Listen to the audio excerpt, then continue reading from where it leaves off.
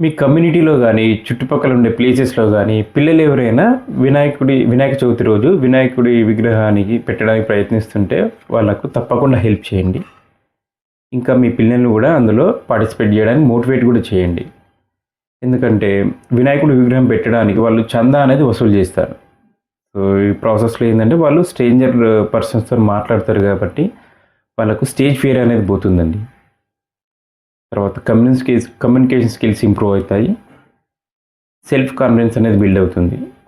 చందా అనేది వసూలైనంక విగ్రహానికి ఎంత ఖర్చు చేయాలి, పూజకి ఎంత ఖర్చు చేయాలి, డెకరేషన్‌కి ఎంత ఖర్చు చేయాలి, ఇవన్నీ వాళ్ళు కూర్చొని డిస్కస్ చేస్తారు కాబట్టి, గ్రూప్ డిస్కషన్ స్కిల్స్ కూడా ఇంప్రూవ్ అవుతాయండి. తర్వాత మనీ మేనేజ్‌మెంట్ స్కిల్స్ కూడా చాలా బాగా ఇంప్రూవ్ అవుతాయి. అలాగే ఈ 11 డేస్‌లో ఏందంటే 1 ఆర్ 2 వినాయకుడికి సంబంధించిన శ్లోకాస్ కూడా వాళ్ళతోని బై హార్ట్ చేపిచ్చి ఈ 11 డేస్ జపించేటట్టు చేయండి. ఎంతో కొంత మంచి తప్పకుండా జరుగుతుంది.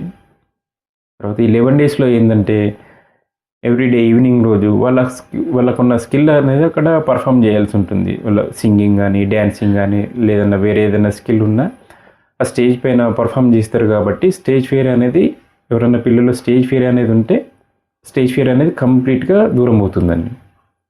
అదేవిధంగా నిమజ్జనం తర్వాత కూడా ఈ 11 డేస్‌లో వినాయకుడితోని మంచి బాండింగ్ ఏర్పడుతుంది కాబట్టి ఎవరైనా చెప్తే మాట వినని పిల్లలు గానీ, చదువు మీద ఎక్కువ ఫోకస్ చేయని పిల్లలు గానీ, వినాయకుడికి చదువుకునే పిల్లలంటే ఇష్టం.